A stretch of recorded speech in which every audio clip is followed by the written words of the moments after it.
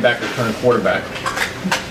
I thought their coaches did a terrific job under those circumstances. What an absolute nightmare that they're having to deal with right now. I think he's got a good, strong supporting cast. I know that's dwindled from what it was. Watching some of the earlier games in the year, they've got some good skill guys. They've done a good job recruiting good players, and I know they've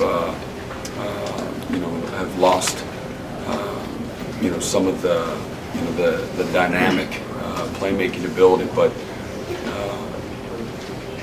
I think the quarterback really gave them a chance to execute what they wanted to do, and I know facing that option is like it's hard to get the ball back and have opportunities to score, so they really force you to maximize the few opportunities that you have. I don't think that was really indicative final score of where they really are. Although again, it's they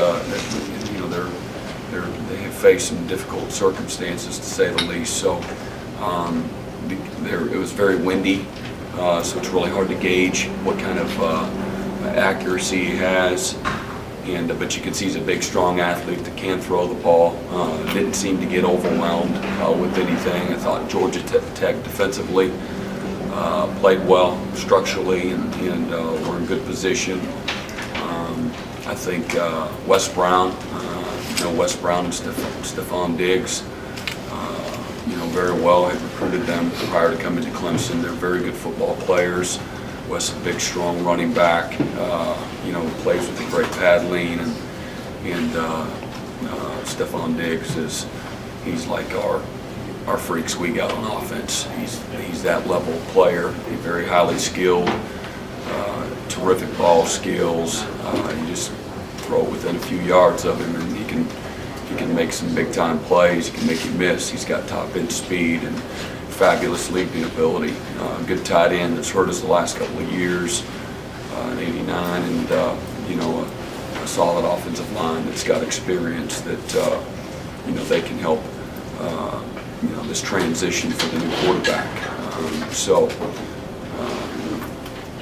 It's what's difficult is from our standpoint is you don't have a ton of tape, and you don't know what they're the different things that they're going to do run and pass. You just don't know. There's a lot. It's a lot more difficult than you would think in the preparation. They just don't have a lot of DNA to go by, and so we got to really focus on us as much as we do anything, and making sure that we're fundamentally sound. We still got a million things to get better at, obviously, and we need to make sure that we're still focused on doing exactly that.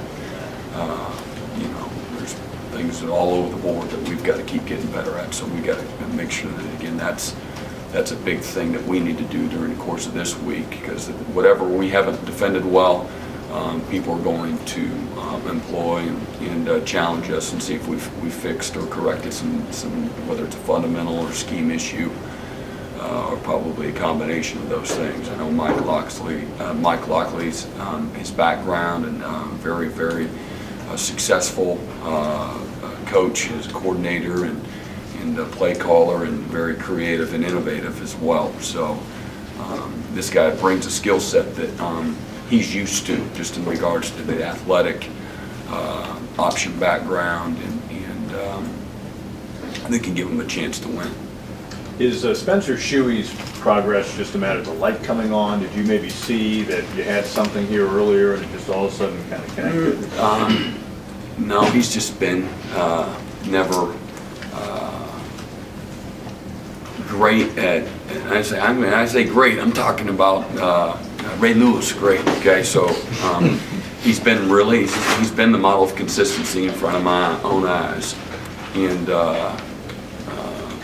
again, I said this, maybe it was last week, but just dating back to some of our very first scrimmages back in the spring, he's really, when he's been given the opportunity, he's performed, and it's been just a model of consistency. And usually the really good ones are, and you need to be that there. When you are when you have those qualities at middle linebacker, you can have a nice ebb and flow to what you're doing. So, I really like our situation. I've got the proverbial great problem to have. I've got two really fine middle linebackers, and both of them, when they've gotten in there, they've both produced and given us an opportunity to win. How do you feel like Stephon has handled that situation? Awesome. I don't look at it as, I know Spencer started the last couple of games, but I just look at it option A, option B, and feel great when both of them are in there. So I've really kind of got two starters. So But he's handled it with class, like you would expect. That's still Stephon's long-term home, or might you look at? No, again, it's, right now we're, I've got all kinds of other things. We have there's a lot of other issues that we're still working through right now, but absolutely. I mean, that's something I actually brought Spencer in. He and I have visited earlier in the year. Hey, maybe you could play another, because I like him when he's out there, and maybe you could learn another position where I don't have to stress somebody else to learn a new position. And I know he could do it. I know Stephon could do it, and a number of guys could. And I think that going into next year, I think that we have a chance to maybe even be better at the position because of gaining experience and some added players in the mix. I just think, and maybe shuffling a few guys around. We'll see how that all plays out. But yeah, absolutely, that's definitely an option. Well, the game was still relatively in hand on Saturday. Robert Smith got several snaps with the first team. What's he done to warrant that playing time? Well, he's our second team guy, and the other guy got hurt. Oh, I didn't know he was hurt. Oh yeah, boy, whatever he did, he comes out limping. I don't know. I don't really ask. I just next guy in, and I'm making calls, and I don't really. That's honestly, I don't. Somebody's come over, hey, we're not going to get him back, or we're going to get him back. It doesn't affect me at all, because it really can't. You got to, again, control what you can control. That being said, Robert got in, did a really nice job, almost makes a terrific play on the ball on the one PBU there before half. And but Robert's he's a talented young man that just needs to play. Obviously doesn't have experience. Is he a freshman? Sophomore. Sophomore. Okay. Did he play last year as a true freshman? A little bit. So I'm going to ask you, but I really thought he was a redshirt freshman, but he's a sophomore. So he's done a great job. Very conscientious. He's fast. He's physical. Played high school quarterback. He's kind of, unfortunately, we've had to move him at free and strong, in the 7 months or so, whatever I've been here, in trying to piece things together. And so that's not always easy to do, but he's done a nice job that way. And I think he's got a solid future. Your overall secondary after the big play the other day seemed like they really kind of pretty good. We still got to get better. We still got to make improvement in all the areas. Covering and tackling and eye control and all that, but they're in line with everybody else. But they did settle in, and we're in a better position for the most part.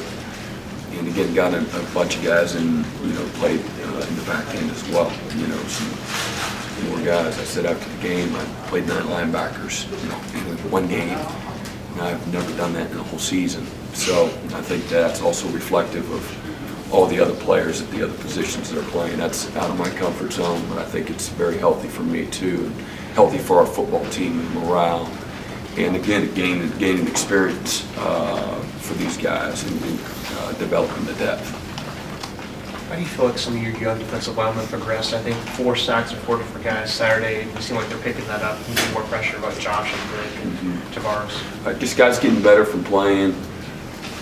Getting more sure of themselves. The language is becoming more second nature, so they're comfortable. They're not having to think as much, and I think they're understanding situations better, anticipating prior to third down, and then playing with good effort, and good toughness and good fundamentals to give them a chance to make some of those plays. So. We felt going in that Duke was a very solid offensive line, very sound, very well coached, very tough. their offensive line coach. He and I were together at Kansas State. He's a tough guy, and his players play that way. So to see our guys match that toughness and kind of get after them a little bit, that was pleasing to see. Oklahoma is in the state with a relatively small population, another BCS school in the state. I guess what's the key to sustaining success there? But similar to here, where you have another BCS school, small population. A lot of things are important. I think stability in your administration and consistency and continuity in your staff, and having the ability to recruit at a high level. I mean, let's face it, players help make everything easy, but those are, that's the foundation, and then your consistency with your approach. Obviously you got to be thorough and detailed in how you run a program, but the consistency in your approach,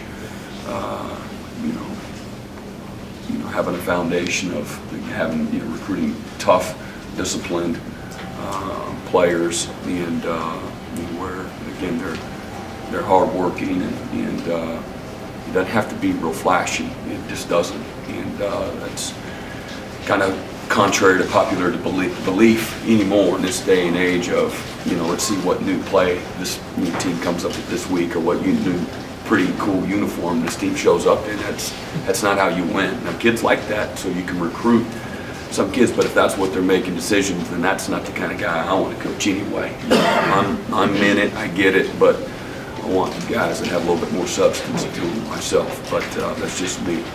But again, I think Bill Schneider, he's the model of consistency as a coach, and his approach, and he doesn't change. He's faceless, day in and day out, in his approach to young people, and I think there's a comfort in that, in a very systematic approach. When you start deviating and being here and there and everywhere else, I think kids start seeing through you, and again, that gets everybody out of their comfort zone. So there's a lot of variables that go into it, but I think having a foundation of those things are critical. Recruiting footprints, when you were looking at this job, did you think Clemson had a more favorable, say, 4-hour radius around campus? I'd say more favorable. I said very favorable, very similar. Absolutely. To me, that's everything in your success as a program. Having the ability to recruit in location is incredibly important. And there's so many places that are within arm's reach of Clemson. It's a great part of the country, in regards to where the athletes are and where the players are, and easy to get to up and down this eastern coast. It's nothing for somebody from 8, 9, 10 hours away for them and their family to get in the car and hit 6, 8, 10 schools in 3 days. And that is something that maybe at Oklahoma you couldn't do that because they were going to make maybe 2 stops as opposed to 8 stops, and that wasn't always easy to do. So from 8 hours away, the Metroplex is just a couple hours, but here you can reach them in Florida. And we just have great exposure in a number of very fertile recruiting areas. Anything else? Thank you, Coach. Thank you.